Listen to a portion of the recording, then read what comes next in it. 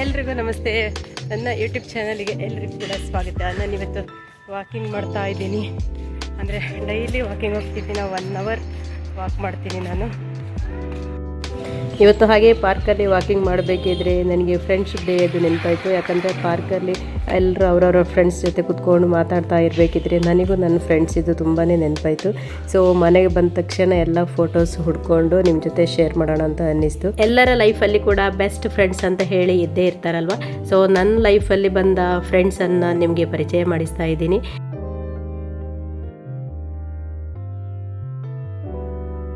ಮದುವೆ ಆಗಿ ಬ್ಯಾಂಗ್ಳೂರಿಗೆ ಬಂದ ಹೊಸದರಲ್ಲಿ ಸಿಕ್ಕಿದ ಫ್ರೆಂಡ್ಸೇ ನನ್ನ ಜೊತೆ ಇವತ್ತಿಗೂ ಕೂಡ ಇದ್ದಾರೆ.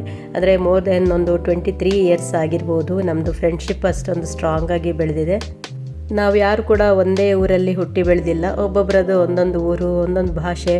ಅದು ಹೇಗೆ ಫ್ರೆಂಡ್ಶಿಪ್ ಆಯಿತು ಅಂತಲೇ ನಮಗೆ ಗೊತ್ತಿಲ್ಲ. ಋಣಾನುಬಂಧ ಅಂತ ಹೇಳ್ತಾರಲ್ಲ, ಹಾಗೆ ಆಯಿತು ಅಂತ ನಾವು ಮಾತಾಡ್ತಾ ಇರ್ತೀವಿ ಆವಾಗವಾಗ. ಯಾವಾಗಾದರೂ ಒಂದು ಸರಿ ಅವ್ರು ನಮ್ಮ ಮನೆಗೆ ಬರ್ತಾರೆ, ಇಲ್ಲ ನಾನು ಅವ್ರ ಮನೆಗೆ ಹೋಗ್ತಾ ಇರ್ತೀನಿ. ಹಾಗಂತ ಹೇಳಿ ನಾವು ಡೈಲಿ ಮಾತಾಡೋದು, ಮೀಟ್ ಆಗೋದು ಈ ಥರ ಯಾವುದೂ ಇಲ್ಲ ನಮ್ಮ ಫ್ರೆಂಡ್ಶಿಪ್ಪಲ್ಲಿ. ಆದರೂ ಏನೋ ಒಂದು ಸ್ಟ್ರಾಂಗ್ ಬಾಂಡಿಂಗ್ ಇದೆ. ಈ ಪಿಕ್ ಅಂದು ನನಗೆ ತುಂಬ ಫೇವ್ರೆಟ್ ಪಿಕ್. ನಮ್ಮ ಹಳೆ ಮನೆಯಲ್ಲಿ ತೆಗೆದಿರೋದು ಇದು. 2-3 ತಿಂಗಳಿಗೆ ಒಂದು ಸರಿ ನಾವು ಮೀಟ್ ಆಗ್ತಾ ಇರ್ತೀವಿ. ಆವಾಗ ನಾವಲ್ಲೇ ಎಲ್ಲ ವಿಷಯನೂ ಶೇರ್ ಮಾಡ್ತಾ ಇರ್ತೀವಿ. ನಮ್ಮ ಸಂತೋಷ ಆಗಲಿ, ದುಃಖ ಆಗಲಿ, ಖುಷಿ ಆಗಲಿ ಎಲ್ಲವನ್ನೂ ಶೇರ್ ಮಾಡ್ತಾ ಇರ್ತೀವಿ. ಮತ್ತು ಅವ್ರವ್ರ ಮನೆಗೆ ಬರ್ತಾ ಇರ್ತೀವಿ. ಸೊ ಮನೆಗೆ ಬಂದ ಮೇಲೆ ಮತ್ತೆ ಯಾವಾಗ ಮೀಟ್ ಆಗ್ತೀವಿ ಅಂತ ನಮಗೆ ಗೊತ್ತಿರಲ್ಲ. ಅಂದರೆ ನಾವ್ಯಾರೋ ನೀವ್ಯಾರೋ ಅಂದಂಗೆ ನಮ್ಮ ಲೈಫಲ್ಲಿ ನಾವು ಬ್ಯುಸಿಯಾಗಿರ್ತೀವಿ. ಮತ್ತು ತುಂಬ ದಿವಸ ಆದಮೇಲೆ ಯಾರಾದರೂ ಕಾಲ್ ಮಾಡಿ ಹೇಗಿದ್ದೀರಿ, ಏನು ಸುದ್ದಿನೇ ಇಲ್ಲ ಅಂತ ಹೇಳಬೇಕಿದ್ರೆ ಒಂದು ಫಸ್ಟ್ ನಗು ಬರುತ್ತೆ ನಮಗೇನೆ. ಅದು ಎಷ್ಟು ದಿವಸ ಆದ್ರೂ ಪರವಾಗಿಲ್ಲ, ನಮ್ಮ ಮನಸ್ಸೊಳಗೆ ಅದೊಂದು ಪ್ರೀತಿ ಅಂತ ಇದ್ದೇ ಇರುತ್ತೆ ಯಾವಾಗಲೂ ಕೂಡ. ಆಲ್ಮೋಸ್ಟ್ ಎಲ್ರಿಗೂ, ನಮ್ಮ ಅಕ್ಕಪಕ್ಕದವರಿಗೆ, ನಮ್ಮ ಏರಿಯಾದವರಿಗೆ ಎಲ್ರಿಗೂ ಗೊತ್ತು ನಾವು ತುಂಬ ವರ್ಷದಿಂದ ಫ್ರೆಂಡ್ಸ್ ಅಂತ ಹೇಳಿ. ಹಾಗೆ ನಾವು ಒಬ್ಬೊಬ್ಬರು ಹೋಗ್ತಾ ಇದ್ದರೆ ನಿಮ್ಮ ಫ್ರೆಂಡ್ ಎಲ್ಲೋ ಹೋದರು, ಅವರೆಲ್ಲಿದ್ದಾರೆ ಇವರೆಲ್ಲಿದ್ದಾರೆ ಅಂತ ಎಲ್ಲರೂ ಕೇಳಬೇಕಿದ್ರೆ ಒಂಥರ ತುಂಬ ಖುಷಿಯಾಗುತ್ತೆ. ಅಂದರೆ ಎಲ್ಲರೂ ನಮ್ಮನ್ನು ಎಷ್ಟು ಅಬ್ಸರ್ವ್ ಮಾಡ್ತಾರಲ್ಲ ಅಂತ ಅನಿಸುತ್ತೆ. ಸೊ ನಮ್ಮ ಫ್ರೆಂಡ್ಶಿಪ್ಪಿಗೆ ನಿಜವಾದ ಒಂದು ಬೆಲೆ ಇದೆ ಅಂತ ಆವಾಗಲೇ ಅನಿಸುತ್ತೆ. ಯಾಕಂದರೆ ಎಲ್ಲರೂ ಫ್ರೆಂಡ್ಶಿಪ್ಪು ಇಷ್ಟು ಸ್ಟ್ರಾಂಗಾಗಿ ಉಳಿಯಲ್ಲ ಅಂತ ಅನಿಸುತ್ತೆ. ಯಾಕಂದರೆ ಸ್ವಲ್ಪ ಚಿಕ್ಕ ಚಿಕ್ಕ ಮಿಸ್ಅಂಡರ್ಸ್ಟ್ಯಾಂಡಿಂಗ್ ಬರ್ತಾ ಇರುತ್ತೆ ಎಲ್ಲರ ಫ್ರೆಂಡ್ಶಿಪ್ಪಲ್ಲಿ ಕೂಡ. ಇವಾಗ ಎಲ್ಲರ ಮನೆ ಸ್ವಲ್ಪ ದೂರ ಆಗ್ತಾ ಇದೆ. ಆದ್ರೂ ಮನೆ ದೂರ ಆದರೂ ಮನಸ್ಸು ತುಂಬ ಹತ್ತಿರನೇ ಇದೆ ಅಂತ ಅನಿಸುತ್ತೆ ನಮಗೆ. ಯಾವಾಗಲೂ ಕೂಡ ನಾವು ಮಾತಾಡುವಾಗ ಅದೇ ಹೇಳ್ತಾ ಇರ್ತೀವಿ. ಒಬ್ಬರನ್ನೊಬ್ಬರು ಮುಂಚೆ ಯಾವಾಗಲೂ ನಾವು ನೋಡಿರಲಿಕ್ಕಿಲ್ಲ.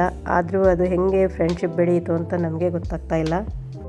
ನಮ್ಮ ಜೀವನದಲ್ಲಿ ಎಷ್ಟೋ ಜನರನ್ನು ನಾವು ನೋಡಿರ್ತೀವಿ, ಮಾತಾಡ್ತಾ ಇರ್ತೀವಿ. ಬಟ್ ಆದರೂ ಫ್ರೆಂಡ್ಶಿಪ್ ಅಂದರೆ ಅದು ಒಂಥರ ಬೇರೆನೇ ಅಂತ ಹೇಳ್ಬೋದು. ಯಾಕಂದರೆ ಎಲ್ಲ ಮನಸ್ಸಲ್ಲಿದ್ದೆಲ್ಲ ಹೇಳ್ಕೊಳ್ಳೋಕ್ಕೆ ಒಂದು ಕಂಫರ್ಟ್ ಝೋನ್ ಅಂತ ಅನಿಸುತ್ತೆ ಆ ಫ್ರೆಂಡ್ಶಿಪ್ಪಲ್ಲಿ. ಎಲ್ಲ ಫೋಟೋಸ್ ನೋಡುವಾಗ ಅದು ಯಾವ ದಿನ ತೆಗೆದಿರೋದು ಅದೆಲ್ಲ ನೆನಪು ಬಂದು ಮತ್ತೆ ನಗು ಬರ್ತಾ ಇರುತ್ತೆ. ಇದು ಆ್ಯಕ್ಚುಲಿ ನಮ್ಮ ಫ್ರೆಂಡ್ ಅವರು ಬೋಟಿಗೆ ಇಟ್ಕೊಂಡಿದ್ದಾರೆ. ಸೊ ಅವ್ರದ್ದು ಇನಾಗ್ರೇಷನ್ಗೆ ಅಂತ ಹೇಳಿ ನಾವು ಹೋಗಿದ್ವಿ.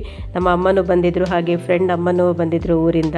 ಸೊ ನಾವು ಇನಾಗ್ರೇಷನ್ ದಿವಸ ತೆಗೆದ ಪಿಕ್ ಇದು. ಅಂದರೆ ಫಸ್ಟ್ ಬ್ರ್ಯಾಂಚ್ ಪ್ರಭಾ ಬೋಟಿಕ್ ಅಂತ ಹೇಳಿ ಅವರು ಓಪನ್ ಮಾಡಿದರು.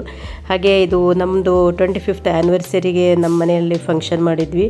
ಸೊ ಫಂಕ್ಷನ್ ದಿವಸ ಎಲ್ಲ ಫ್ರೆಂಡ್ಸ್ ಬರೋದಕ್ಕಾಗಿಲ್ಲ. ಸೊ ಎಲ್ಲ ಫ್ರೆಂಡ್ಸ್ ಬಂದರೆ ಎಷ್ಟು ಚೆನ್ನಾಗಿತ್ತು ಅಂತ ಹೇಳಿ ನಾವು ಅಲ್ಲಿ ಕೂಡ ಮಾತಾಡ್ತಾ ಇದ್ವಿ. ಯಾಕಂದರೆ ಎಲ್ಲಿ ಹೋದ್ರೂ ನಮಗೆ ಎಲ್ಲ ಫ್ರೆಂಡ್ಸ್ ಇದ್ದು ಆವಾಗವಾಗ ನೆನಪಾಗ್ತಾ ಇರುತ್ತಲ್ವ, ಅದು ಕಾಮನ್ ಆಗಿ. ಸೊ ನನಗೆ ಇದು ಫ್ರೆಂಡ್ಸ್ ಅಂತ ಹೇಳುವಾಗಲೇ ನೆನಪಾಗೋದು ಕೃಷ್ಣ ಸುಧಾಮನ ಫ್ರೆಂಡ್ಶಿಪ್. ಅಂದರೆ ಒಂದು ಕಾಲದಲ್ಲಿ ದ್ವಾರಕೆಯಲ್ಲಿ ಶ್ರೀಕೃಷ್ಣ ರಾಜನಾಗಿರ್ತಾನಂತೆ. ಆವಾಗ ಸುಧಾಮ ತುಂಬ ಬಡವನಾಗಿರ್ತಾನಂತೆ. ಬಟ್ ಸುಧಾಮನ ಹೆಂಡತಿ ಹೇಳ್ತಾ ಇರ್ತಾಳಂತೆ, ನೀವು ಕೃಷ್ಣನ ಹತ್ರ ಹೋಗಿ ಸಹಾಯ ಕೇಳ್ಬೋದಲ್ಲ ಅಂತ ಹೇಳಿ. ಆಗ ಸುಧಾಮ ಹೇಳ್ತಾನಂತೆ, ನಾನು ಸಹಾಯಕ್ಕಾಗಿ ಹೋಗೋದಿಲ್ಲ, ಸ್ನೇಹಕ್ಕೋಸ್ಕರ ಹೋಗ್ತೇನೆ ಅಂತ ಹೇಳಿ.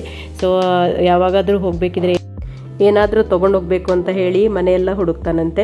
ಆವಾಗ ಒಂದು ಡಬ್ಬದಲ್ಲಿ ಸ್ವಲ್ಪ ಅವಲಕ್ಕಿ ಸಿಗುತ್ತಂತೆ. ಅದನ್ನೇ ಒಂದು ಚೀಲದಲ್ಲಿ ಹಾಕಿ ಕೃಷ್ಣನಿಗೆ ಅಂತ ಹೇಳಿ ತೊಗೊಂಡೋಗ್ತಾನಂತೆ. ಆದರೂ ಕೂಡ ಮನಸ್ಸೆಲ್ಲ ಬೇಜಾರು ಮಾಡಿಕೊಂಡು ಹೇಗಪ್ಪ ಇದನ್ನು ಕೃಷ್ಣನಿಗೆ ಕೊಡೋದು ಅಂತ ಹೇಳಿ ಒಂದು ಮೂಲೆಯಲ್ಲಿ ಕೂತಿರ್ತಾನಂತೆ. ಇದನ್ನು ನೋಡಿದ ಶ್ರೀಕೃಷ್ಣನು ಆಸನದಿಂದ ಎದ್ದು ಓಡಿಕೊಂಡು ಹೋಗಿ ಸುಧಾಮನನ್ನು ಅಪ್ಪಿಕೊಂಡು ತುಂಬ ಖುಷಿಯಿಂದ ತನ್ನ ಆಸನದಲ್ಲಿ ಕೂರಿಸಿ ಅತಿಥಿ ಸತ್ಕಾರ ಎಲ್ಲ ಮಾಡಿ, ನನಗೆ ಏನು ತಂದಿದ್ದೀಯೆ ಕೊಡು ಅಂತ ಹೇಳಬೇಕಿದ್ರೆ ಒಂದು ಚೀಲದಲ್ಲಿ ಸ್ವಲ್ಪ ಇದ್ದ ಅವಲಕ್ಕಿಯನ್ನು ನೋಡಿ ಕೃಷ್ಣನಿಗೆ ತುಂಬ ಖುಷಿಯಾಗಿ ಎಲ್ಲ ತಿಂದು ಬಿಡ್ತಾನಂತೆ. ಹೀಗೆ ಒಂದು ಗೆಳೆತನಕ್ಕೆ ಒಂದು ಎಷ್ಟು ಮಹತ್ವ ಇದೆ ಅಲ್ವಾ. ಇದನ್ನು ನಾವು ಯಾವಾಗಲೂ ಮರೆಯೋದಕ್ಕೂ ಸಾಧ್ಯ ಇಲ್ಲ.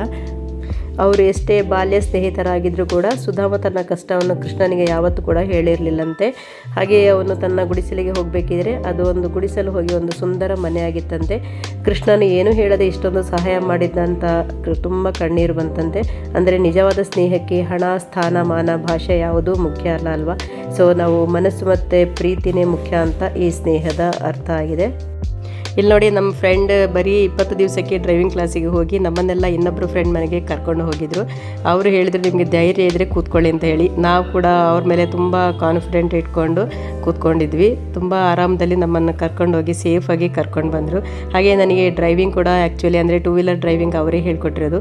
ನಾವಿಬ್ಬರು ಕೂಡ ಬೆಳಗ್ಗೆ 5:30ಗೆ ಎದ್ದು ಹೋಗ್ತಾ ಇದ್ವಿ ಡ್ರೈವಿಂಗ್ ಕಲಿಯೋಕ್ಕಂತ ಹೇಳಿ. ಯಾಕಂದರೆ ಆಮೇಲೆ ಫುಲ್ ಟ್ರಾಫಿಕ್ ಆಗುತ್ತೆ ಅಂತ ಹೇಳಿ ನನಗೋಸ್ಕರ ಅವರು ಬೆಳಗ್ಗೆ ಎದ್ದು ಬರ್ತಾಯಿದ್ರು.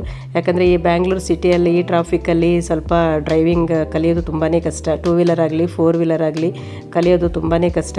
ಸೊ ಅವ್ರ ಸಪೋರ್ಟ್ ಇಲ್ಲಾಂದರೆ ನಾನಿವಾಗ ಕಲಿತಾ ಇರಲಿಲ್ಲ ಅಂತ ಅನಿಸುತ್ತೆ ನನಗೆ. ಈ ವಿಡಿಯೋ ನೋಡಿ ನಿಮಗೆ ಏನು ಅನ್ನಿಸ್ತು ಅಂತ ಹೇಳಿ ಕಮೆಂಟ್ ಮಾಡಿ. ಹಾಗೆಯೇ ನಿಮ್ಮ ಫ್ಯಾಮಿಲಿ ಫ್ರೆಂಡ್ಸಿಗೆ ಶೇರ್ ಮಾಡಿ. ನಿಮ್ಮ ಫ್ರೆಂಡ್ಸಿಗೆ ಶೇರ್ ಮಾಡಿ ನಿಮ್ಮ ಫ್ರೆಂಡ್ಶಿಪ್ಪನ್ನು ಮತ್ತಷ್ಟು ಸ್ಟ್ರಾಂಗ್ ಮಾಡಿ ಅಂತ ಹೇಳ್ತಾ ಈ ವಿಡಿಯೋವನ್ನು ಎಂಡ್ ಮಾಡ್ತಾ ಇದ್ದೀನಿ. Thank you for watching my videos.